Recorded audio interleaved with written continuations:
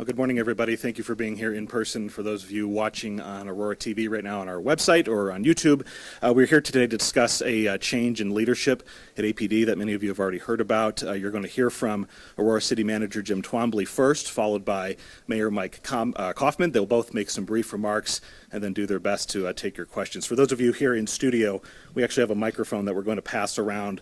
Brittany is wearing a headset. She'll hand it to you if you have your question. We just want to make sure everybody who's watching at home can hear what you have to ask, and we'll also hear their response. But I'll send it over to City Manager Twombly with some opening comments.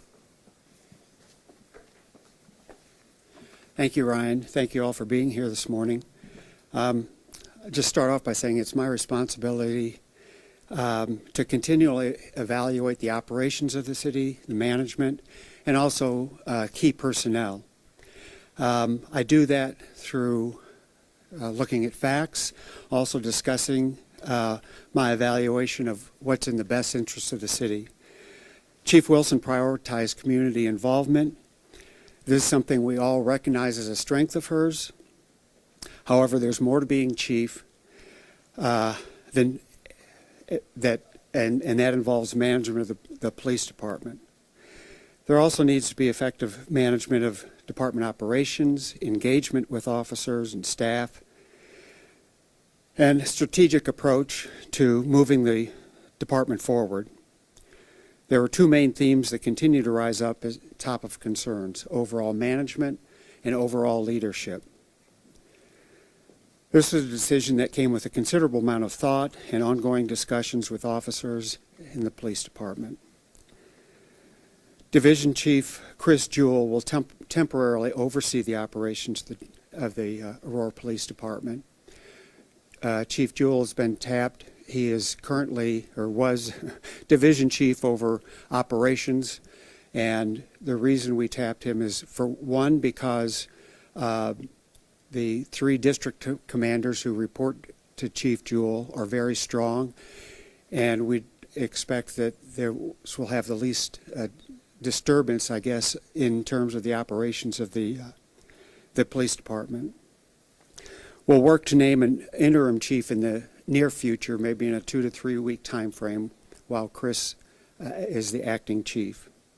We'll also begin immediately to work towards the recruitment of a permanent chief, which we would hope to have on board within about a 6-month time frame. With that, I do want to make a couple of statements about the department and our commitment to making the necessary changes and to implement the consent decree, not only the letter of the decree, but also the spirit. We remain committed to holding officers accountable. We remain committed to transparency, and we remain committed to our community and our police department. With that, I'm going to turn it over to Mayor Coffman. Thank you.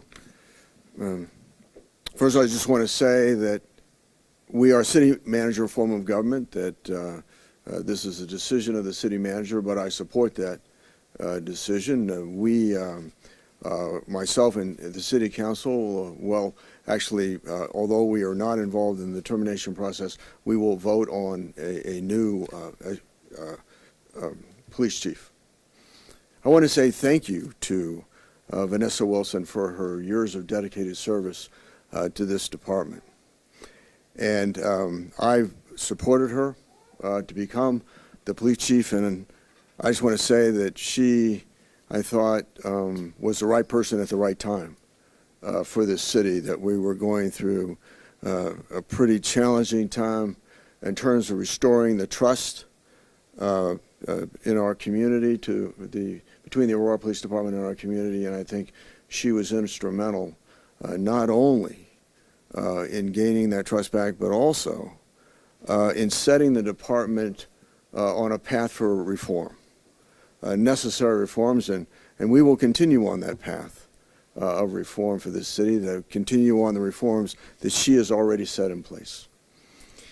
I had some concerns as the situation changed in Aurora and crime became an increasing issue about her leadership, but I'll say this, that my concerns never rose to a level of saying that we ought to replace the police chief. However, this report about the critical role of records and the lack of leadership in making sure that that process worked effectively, I think compromised the public safety of our city. And I think that was and is a monumental failure of leadership. And so I'm here today to voice my support for this decision. Again, if you have any questions, please raise your hand, and Brittany will find you. If you can introduce yourself, who you are, who you represent, that would be great. Hi, Rob Lowe, Fox 31. Mr. Mayor and Jim Twombly, you both mentioned that audit report that was released yesterday. But Chief Wilson's attorney says you guys knew about those audit results months ago, and that the issue was staffing, which you've been asking for months, and that you finally approved the staffing in February. So is it fair to blame that as a failure of leadership? In the 2022 budget, Chief Wilson requested 10 new positions in the records section. And we had our police auditor already working in the police records section at that time, doing an audit of the CCJRA records and requests. And so when we got that request for the additional positions, I asked Michelle Crawford, the police auditor, what her thoughts were about granting that request, either 10 new positions or somewhere between 0 and 10. Her response at the time was that the record section was so disorganized, processes so inefficient, that her feeling was that just adding more people to a bad situation would not resolve the problem. She also pointed out that there were a number of vacant positions at the time, that the effort should be made to fill those positions first, in addition to making the changes necessary. I'd also say that because of what Michelle found, we added some additional, we put together a team of employees made up of folks who have had Lean Six Sigma training and process and continuous improvement training to go in and look at some of those processes and the organization and see if there are ways that they could help remedy the situation. They did go in, they came up with a list of recommendations. However, they're full-time employees with the city, and they didn't have the time to be able to go in and actually oversee implementation of those changes. At that point, we decided we needed to go outside the organization and hire a consultant to come in and help us with that.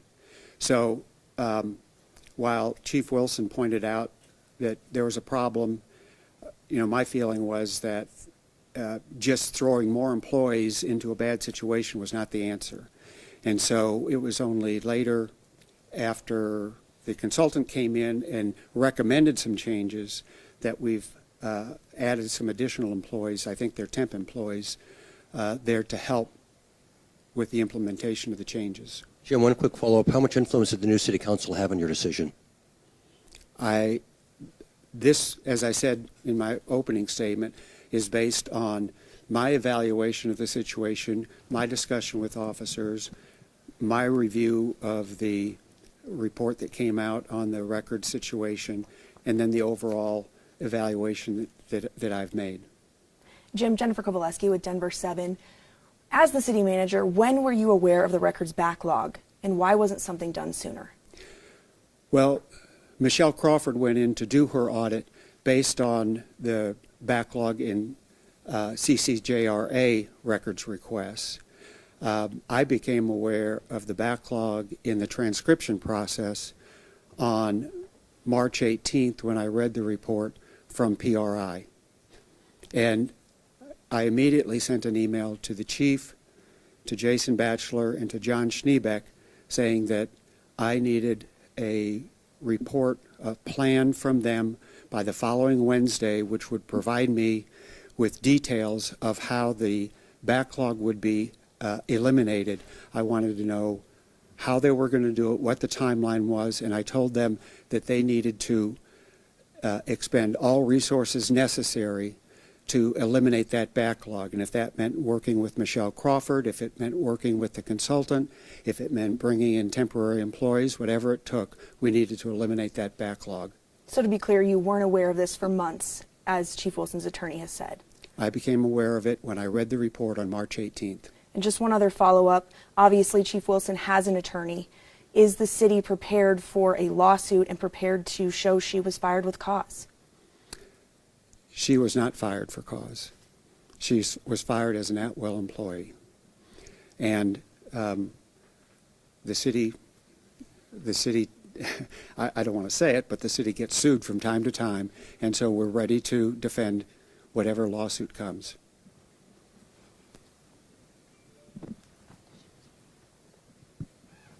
Kara Mason from the Sentinel. Do you have, I guess, first of all, how did you choose PRI?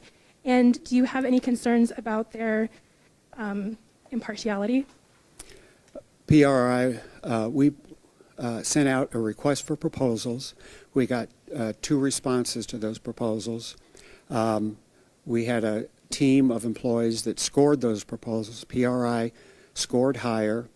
We looked at work that they'd done in other cities and counties. They'd worked with the city of Vancouver, Washington, and Clark County, in which Vancouver is. They also had done work in Commerce City. We checked with Commerce City. And so they had done a lot of work with in police records, and so they scored highest from the panel. They interviewed, they addressed the issues that we wanted to address, and they'd done similar studies in the past. So that's why they were selected. You didn't have any concerns about the founder's posts on social media? I didn't know about those until yesterday. We don't generally, we don't ever check political backgrounds of consultants that we hire, what they've, posted, or, we don't do a litmus test on whether they're conservative or Democrats or whatever. Elise Schmelzer, Denver Post. You said you had problems with Chief Wilson's leadership and management. What specific examples can you provide of failures in that department from her? Well, I'm not going to get into specifics on that. It's an overall evaluation based on a lot of input. As a follow-up question, I heard that you were essentially told by city council that if you didn't fire Vanessa Wilson, they would fire you. Is that true? I've never been told that by council. I've certainly heard rumors to that effect. I've never been told that.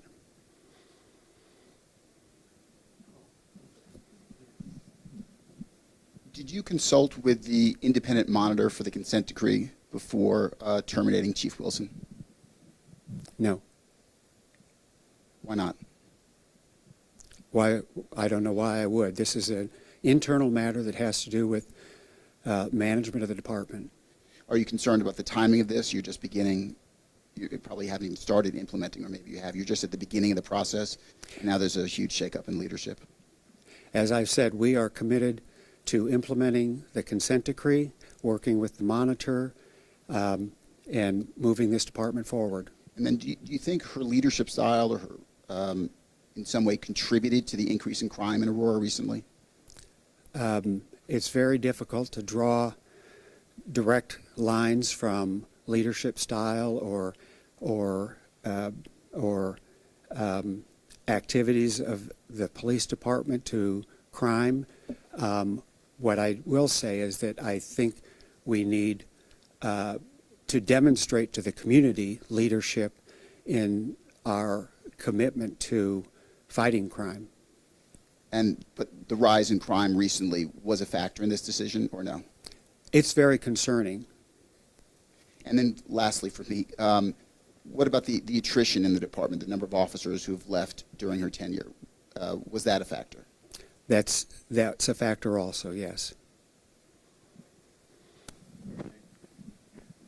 So I have a couple of questions. One, could you please, you've stood up here many times standing by Vanessa Wilson as recently as a few months ago. Can you please describe her as a leader? How would you describe her leadership style? As a leader in the community, I think she excelled. I think that she did, in terms of the many crises that we have experienced, I think she did very well in responding to those. I think obviously that was her strength, and she deserves accolades for that. But as I said, there's more to managing a police department than that aspect of it. And to follow up on an earlier question, was any part of your decision to fire Vanessa Wilson to save your own job? That's never been a consideration, no. What's on the top of your list for the next chief? What are you looking for? Well, I think from my interactions, discussions with officers, I think one of the things both an interim chief and the next permanent chief will need to do really is help stabilize the department, engage with officers, and support them and show confidence, I think, in the mission of what the department is. Have you voiced any of these concerns? Can we ask the question to the microphone, please? Yes. Hi, Mr. Twombly. This is Allison Sherry at Colorado Public Radio. I just wanted to clarify something that somebody asked earlier. Do you attribute any crime increases in Aurora to her at all directly? No. Okay. I also just wanted to ask you to react. The members of the Aurora delegation in the legislature, a number of them, many women of color, say the firing of Vanessa Wilson is going to send a terrible message to the people in Aurora because she's made such gains in the community. It's a long statement, but I wanted to see if you wanted to respond to that. Well, frankly, I'm not sure how to respond to that. I mean, I'm sure many people outside of the organization, even in the organization, may be critical of a decision. That's something we just have to face. Our commitments that Vanessa articulated to the community have not changed and will not change.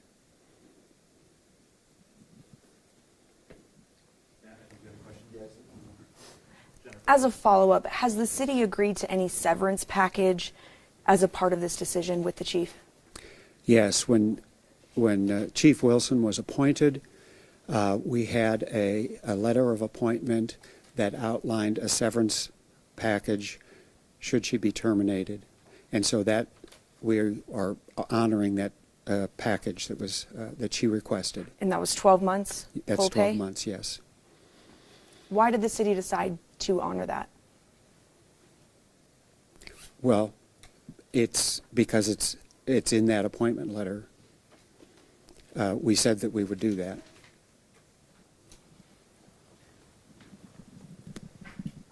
Had you addressed some of these concerns or all of these concerns with Chief Wilson before the last few weeks to give her a chance to perhaps correct some of these issues? We've had numerous discussions. Over how long a period of time? Well, the first serious discussion about this issue took place about approximately a month ago. But had you already made up your mind at that point to fire her, or that she needed to go? No, that's why we're having discussions. And Vicente Arenas with Fox 31. Do you feel that Chief Wilson has been given enough time to handle what has turned out to be incredible problems at the police department, while at the same time handling historical events in the city? It seems like there has been a lot going on. Did she have enough time to iron out these problems that seem to have been inherited from the previous administration? Yes. And what is that time frame, especially with the records that came out? How much time did you give her to fix the problems in the records department that you pointed out this morning? Well, she's been the chief She was the chief for 2 years and 3 months. And you found out when about the records, was it that you said? March On 18th. March 18th? So that means you gave her 2 weeks to fix all the records problems? That's not what I'm saying. What are you saying? She wasn't fired because of the records problem. Why was she fired? I said that in my opening statement.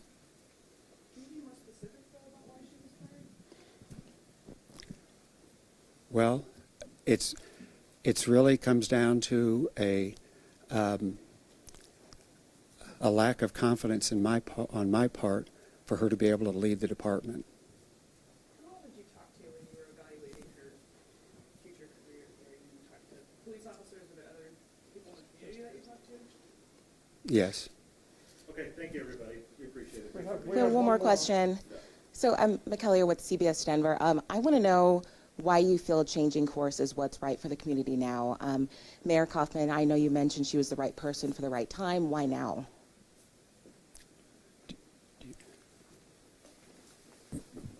Well, given the challenges that we had when she came on, I think she was the right person for the right time at that time. Given the fact that we have a rising crime, given the fact that there was a lack of urgency in her leadership in resolving this problem, certainly caused me to support the city manager in his decision.